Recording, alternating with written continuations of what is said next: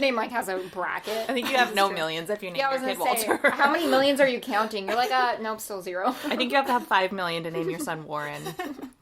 If your son is named Warren, share some of your millions with us. Betty recalls that she doesn't remember Spencer's first tour, which is a group tour, but she does remember him coming in for a solo tour, which everyone later realized he came to case the place.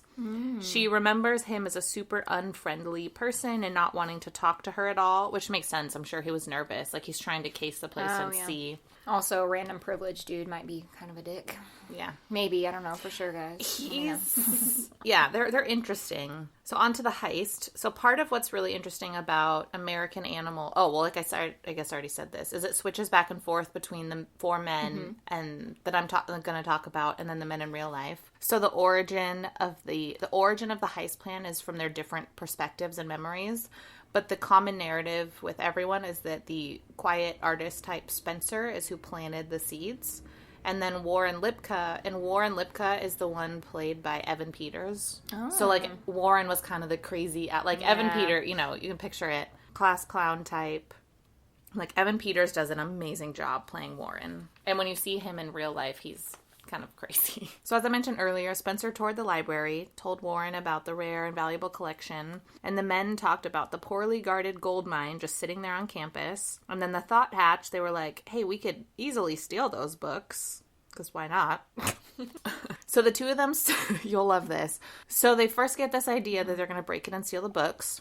So then they start doing their homework. They start watching any heist movie they could get their hands on. Ocean's 11 and Reservoir Dogs. That's what I would do. That's the best idea.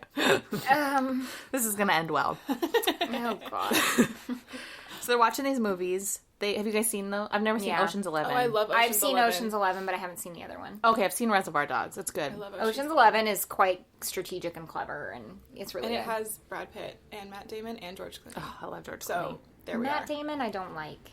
Oh, I like Matt Damon. The way I describe him is that when he plays a role, I'm always aware it's Matt Damon. I feel like with other people, I forget, and I really imagine them as their character. Matt Damon, I've never got to that point. I'm always aware it's Matt Damon.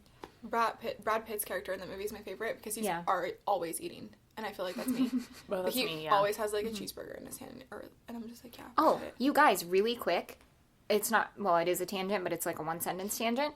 Megan's coming to Ireland with us. Yes! In London. Just FYI. So we're going to try to do a meetup with some fans in London.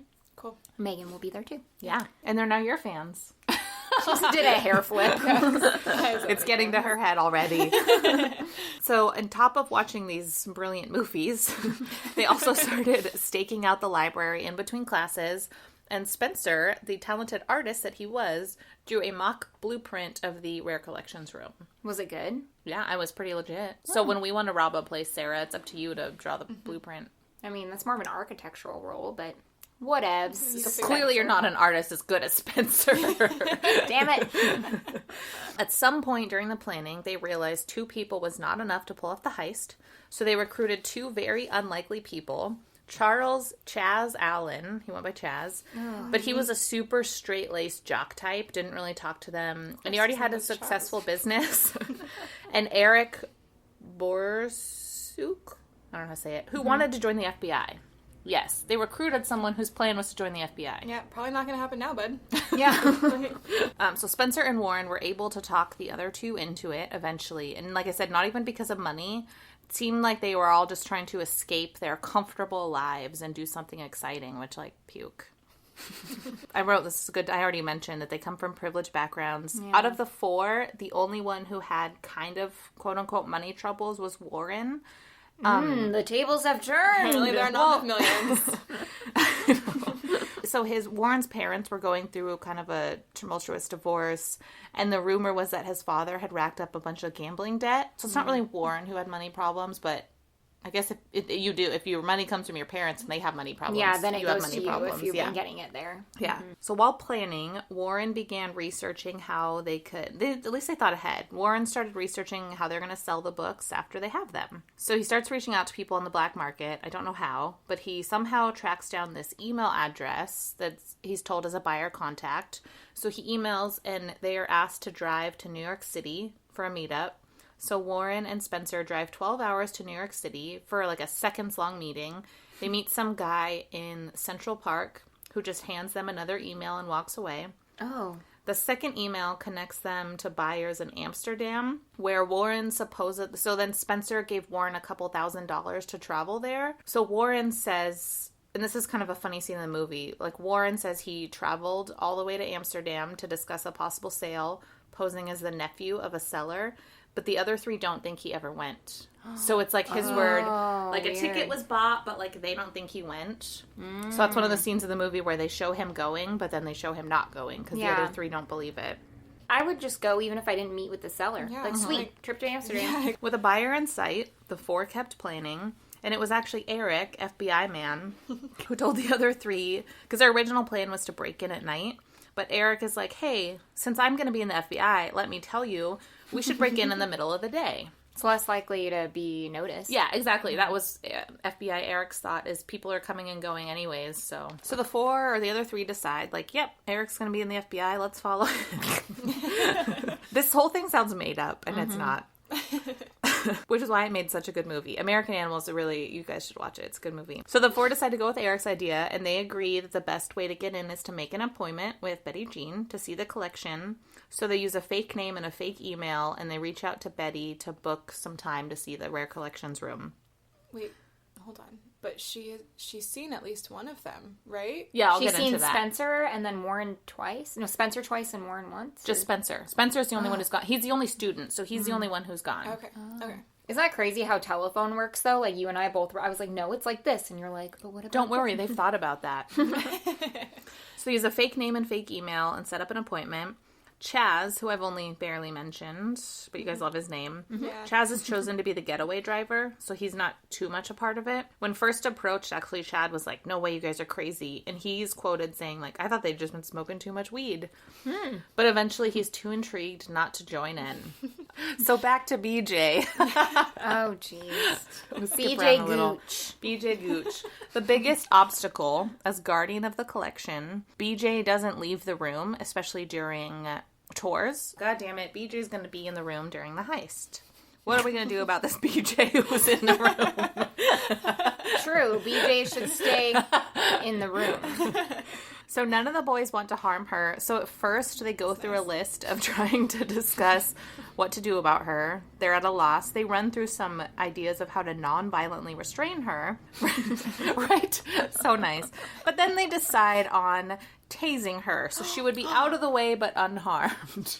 That seems like she's harmed That's to so me. hard. And still in the way, but convulsing and harmed. So this is what they land on. We're just going to tase her when we walk in. All right. This is all true. There are no cameras in this room? Are there no cameras in the library at the school? What is it, 1994? Is it 2004. Oh, sorry. I'm sure there were just because cameras. it's Kentucky? They thought of that too. Is it because it's Transylvania? But not. Do they not care about rare books? I Rare care. books?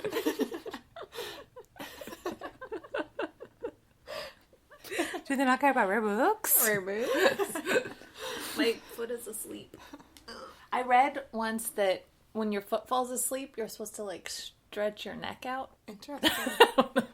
Sounds I will made up. try this. Sounds less made up in this story though. True.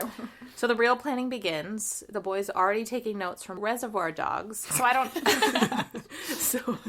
Well, it's funny. So, and you've never seen the movie, but in the movie, they plan a heist, but they all get code names, but after colors. So Mr. Green, Mr. Pink, Mr. Black, Mr. White. Those That's are their cute. code names. So why not? They're watching the movie. They steal that idea straight from the movie. So It worked in the movie. it didn't actually. It didn't work in the It doesn't movie. work at all. Then that should have been the sign. If you haven't seen it, stop listening for 10 seconds, but they all end up shot. Like, it Oh my doesn't God. go well.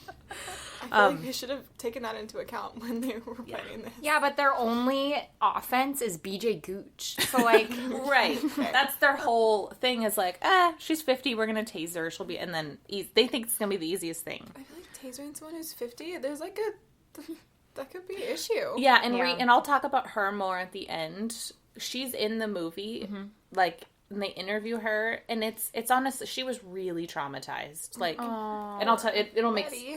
We'll talk more about her. So they each get a code name. So Spencer was Mr. Green, and he would play lookout. So you already know he's a student. Because he's the only student, he might be recognized. So his job is just to hang out in the library and play lookout.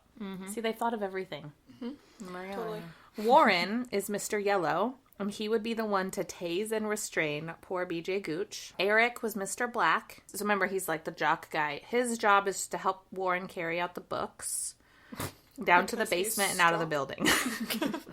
Chaz was Mr. Pink, which he hated this name and he threw a fit about it. Fun fact. Why did they make him? There's so many other colors to choose. Because these were the names in Reservoir Dogs. They couldn't pick another color? It's, who's the... Not Paul Giamatti. Who's the really weird looking actor with the funny voice? Not Paul Giamatti. Buscemi. Yes, Steve. yes. Steve How did I know? I've never even seen that. Steve Buscemi is Mr. Pink in the He doesn't even look like Paul Giamatti. But I was like on the same wavelength too. I was like, yeah, that guy. I can like picture him. Yeah. Yeah, I think he's Mr. Pink in I the love movie. him so much. He's great. Also, I feel like Chaz would be the one to throw a fit about his name. Yeah. Chaz is throwing a fit about everything, and if it's pink, he's not a girl. Yeah. So stop. Right. Guys. So Mr. Pink, Chaz, is the getaway driver, so his job is to wait outside during the heist. So now we are on the chosen day of the heist. This is, mate, you'll love this, though. So the men get all dressed up in full costume, and I want you to take a guess what they decided to use as their costumes. Bunnies. Oh my god, bunnies. FBI agents. They dressed up as elderly men. They put on suits and mustaches and hats and gray hair What? and canes, and they dressed up as elderly men. I can't believe you guessed bunnies. Yeah, that wouldn't stand out. Bunny, I don't know. Yeah, Or dust, bunny costumes said going into the no, library. dust bunnies. You know. Elderly men, dust And I bunnies. was like, bunnies. Same thing. Elderly men are the dust bunnies of my life, I tell you. Okay, so shockingly, nothing goes according to plan. They get into the library, but there's actually a librarian's meeting being held in the rare collections room. What are the odds in that room? Yeah, so they leave without trying. But they dressed up. They put on, so and they're hard. pissed. The scene in the movie's great because they get all dressed up and they go into the library and they're like, fuck, they're having a staff meeting, and they leave. Did Chaz dress up as an old man too? Because all he has to do is wait in the car. Yeah, but you can't have 3 old men jump into the car with a young man. That looks suspicious. So suspicious. Jesus, Sarah, yes. Should have just been bunnies. Sure, I haven't seen Reservoir Dogs. So.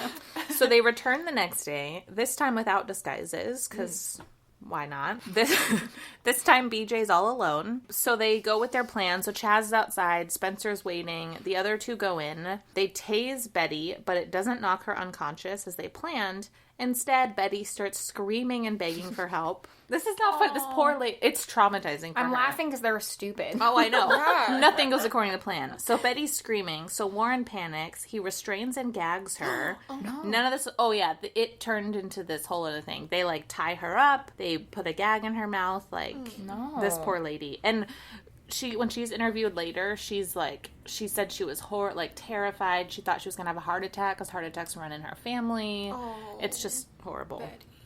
You know, poor Betty. And then the boys... I might have had a drink when I wrote this. I said, then the boys wasted a shit ton of time fumbling through keys, trying to find the keys. So the Audubon book, the bird one, was in this, like, special case, the right temperature. Mm-hmm. So they're, like, just wasting fucking time trying to find the key for the case. They probably didn't even know how to handle a rare book either.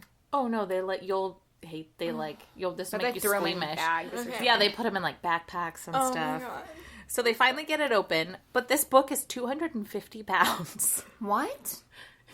It's 250 pounds. He hand painted all the pictures? Yeah, it's So this they giant book. They were like all in like that nice like thick paper and yeah. That's like human weight. So the 2 managed to get this 250-pound book on a cart, and everything else they can grab and put into backpacks, which is going to make Megan have a heart attack. Yeah, I'm really, really upset right now. And so their whole plan is to get it down to the basement, right? And they're going to exit through the basement. Okay. So they get down to the basement, and the basement is pitch black, which is not part of their plan. You bring a flashlight? Mr. FBI, come on. Okay, you ready for this? So unable to see, and they can't find the exit, so they have to take these books back up the elevator to the first floor and exit through the main library where everyone can see them. Oh my god. Good thing they planned code names when they did not need them. I know. Where are their disguises now? So they go back up. Again, true fucking story. So back in the main library, I imagine them like whistling.